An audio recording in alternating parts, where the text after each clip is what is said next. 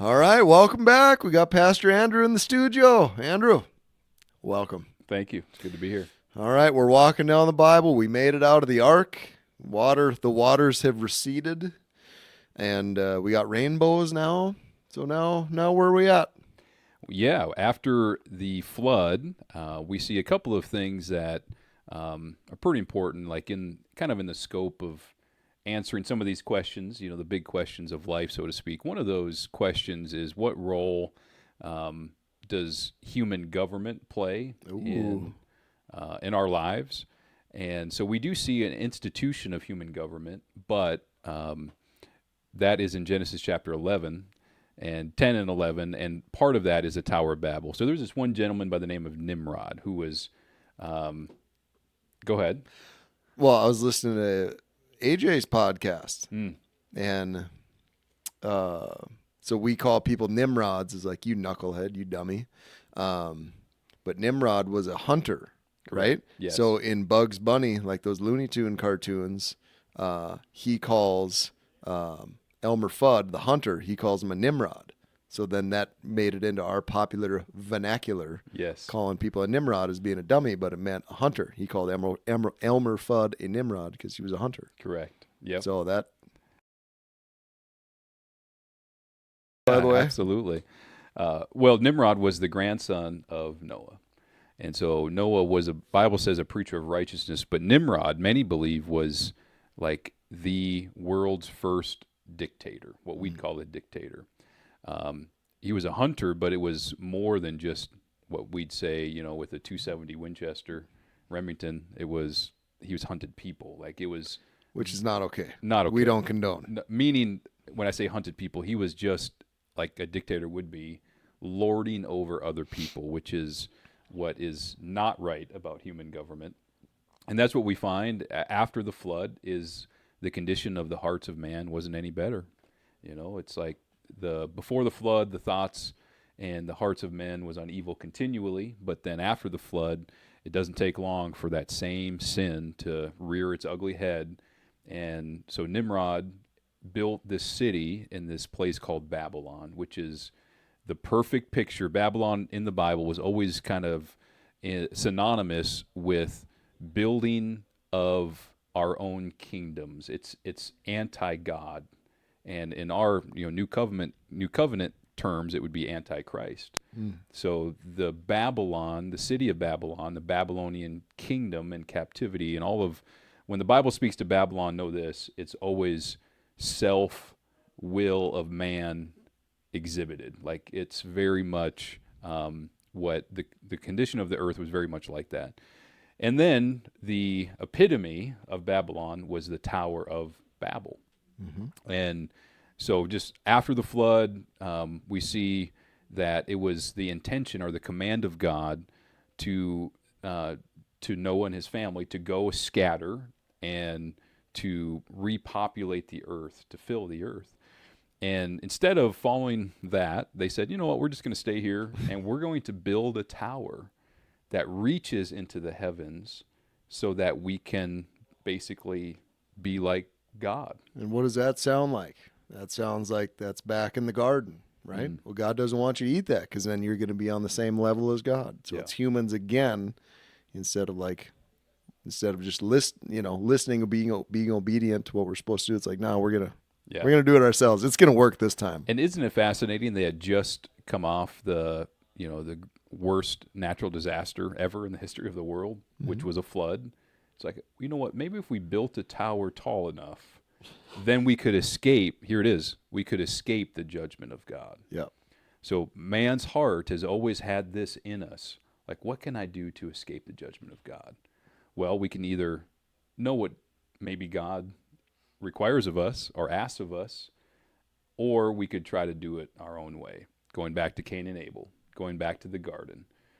It's kind of the same story lived out, but the Tower of Babel was that kind of perfect picture of what men can do. In fact, the Bible says that when God saw that they were of one mind and one heart to build this tower, he's like, I got to step in and do something about this. And he did.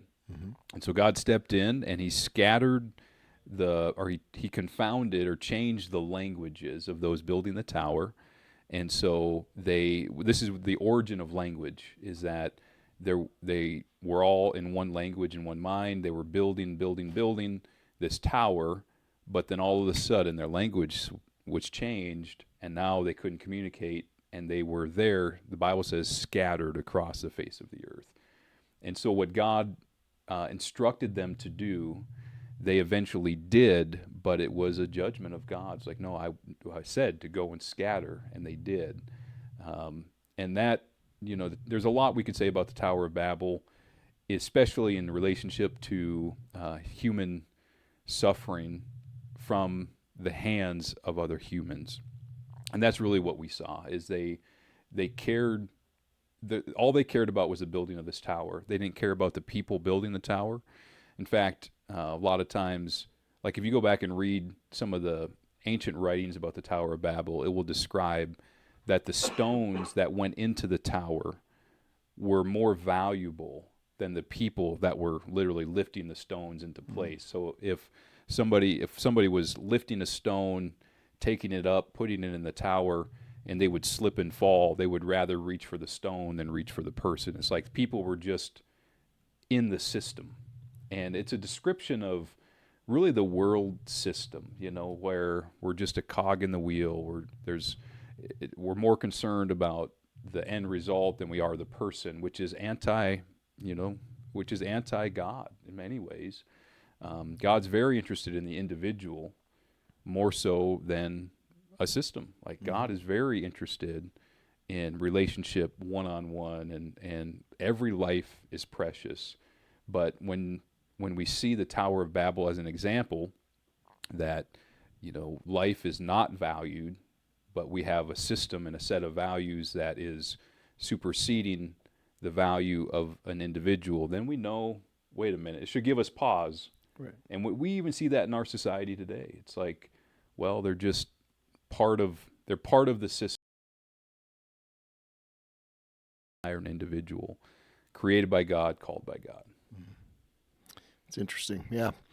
I used to think, first hear the story of the Tower of Babel, and kind of been like, well, what, Well, on the one hand, even as you're talking, like being of one mind, like it speaks to the power of like what humans can do, right? So it's like, are we going to use that for good or evil, And even if it's like it's not necessarily evil, they're not hurting anybody by building this tower. The more you dig into it, they were, because they didn't value people. But does that really hurt anybody? But again, it's us not, we talk about all the time, and I think about it, especially reading the Old Testament, because you see it again and again and again and again. Like God's way is the best way.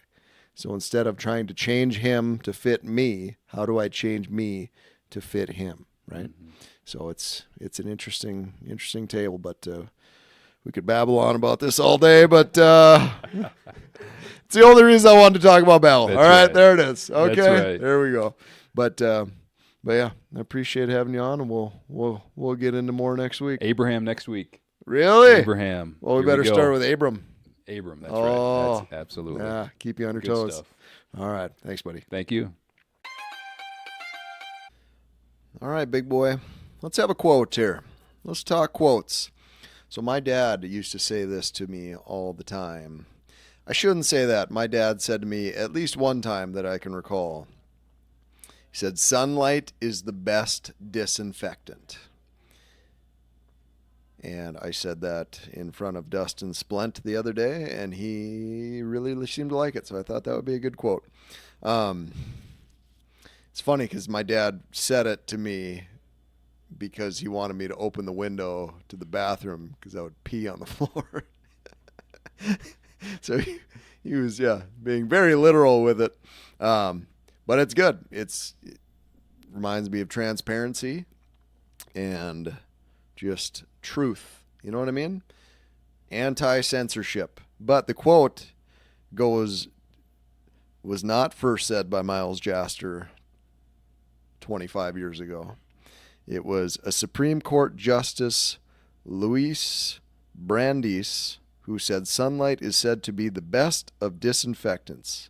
This mantra of transparency and good governance remains true today and is the hallmark of a strong civil society. But yeah, it's one of those things. Like, do you want to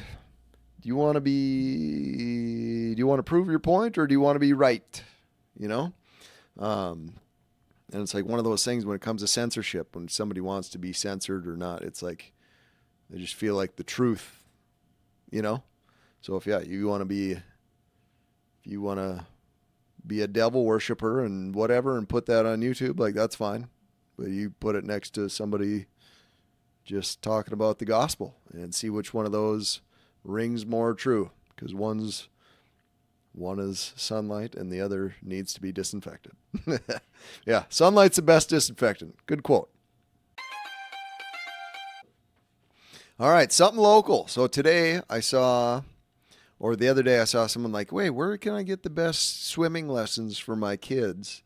And I actually now realize I didn't respond to it, but because I just selfishly scroll through social media just to take and not to give. But I was thinking, like, not just restaurants, but like, what is something cool that we do as a family or whatever. But Ellery gets her swimming lessons at Concordia. They've got a nice pool in there, and she absolutely loves it. She loves going. The instructors are always good. It's always fun. And yeah, so huge shout out to, I don't know even what it's called. I just know that I bring Ellery to swimming lessons at Concordia, and it's really good. So if you have a child or you yourself aren't the strongest swimmer, just Google Concordia swimming and see what happens.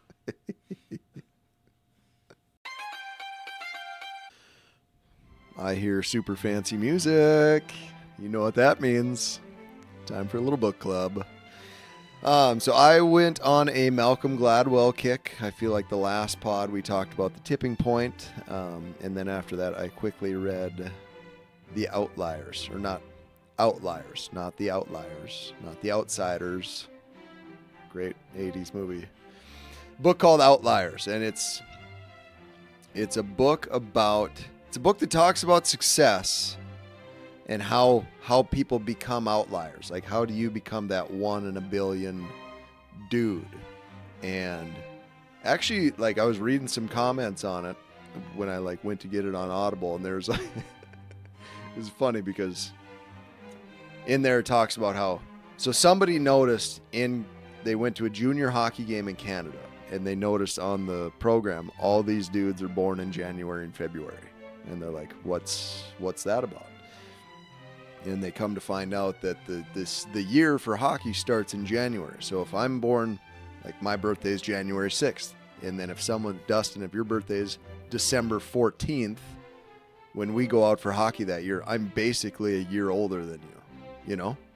And then because I'm a year older than you, I'm probably going to be better than you. And then when it's time to create our little select team or whatever, I have a better chance of making that team than you do because I'm a year older than you. And then all of a sudden I'm getting more ice time, and then I'm just getting more opportunities, you know, because my birthday happens to be in January, which my birthday is in January, and it stinks, dude. It's dark at 3:15. Everybody's seasonally depressed. Everybody's over the holidays. Nobody cares. Tells another story about so I'm reading this review, and it's like, oh, my birthday's not in January, so I can't go in the NHL, whatever. Because like the book, it's not like, hey, do this and you'll be great. It's just giving a little bit of perspective. So another story in there was Bill Gates. So Bill Gates is Bill Gates, right? Well, turns out he was born in the year like 1955, so that when he's coming of age and when he's 15, he went to the one high school in all of the United States that had this computer program that he had unlimited access to. So, you know, there's plenty of other geniuses that have been born, plenty of other people that could have taken, but he just so happened to be there, the right place at the right time. He still had to put in the work to do all the stuff. Yeah. It was kind of one of those things. Another story. So they talk about the Beatles in that book, and they talk about like the 10,000 hour rule. How if you got to spend 10,000 hours at anything to become like excellent or great at it or a master of it. Well, when they were like 16 or like teenagers or early 20s, like before they came to the United States, they're from Liverpool, but they went somewhere else, I feel, or maybe they're from somewhere else. They went to Liverpool, but basically they would play 8 hours a day in strip clubs in Liverpool, so that in a year's time they got their 10, or in a very short period of time they got their 10,000 hours, so that when they came to the United States, like they were like ready to explode. Told another story of another like super successful attorney, like one of the most prominent successful attorneys, whatever, in New York or something. But he made his bones like in litigation at a time when no one was doing litigation. And it's really interesting. He goes. It's like watching Pulp Fiction. Like he just goes down this little rabbit hole and then he circles back and ties it back in. But like this guy was Jewish in like the 40s or something. And which, whatever, he was like discriminated against. So it's like, well, you're not going to practice this law, so you have to find your niche in litigation when no one was doing litigation. Then all of a sudden, like the 1970s and 80s happened, and now all of a sudden corporate litigation is where it's at. And by the time like that happens, he's now got his 10,000 hours in doing his stuff kind of behind the scenes. So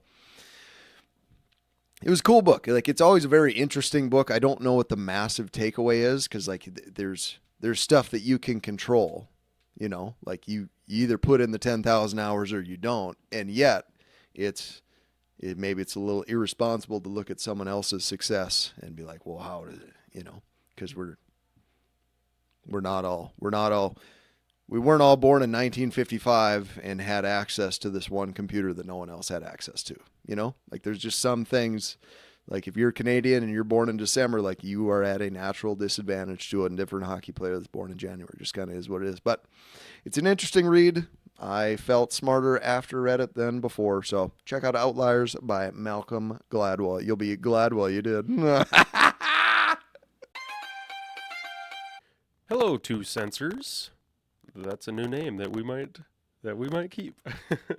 But sorry, we recorded some other segments for this episode, but one of the mics is not working very well, so everything that was said sounds like crap. We don't want to put that in your ears. So, yeah, short episode this week. Sorry about it. We'll see you next week. Thanks so much for watching. Don't forget to like, comment, and subscribe for more content like this. If you have any suggestions for us, make sure to leave them in the comments. Until next time, watch for deer, shake your bug.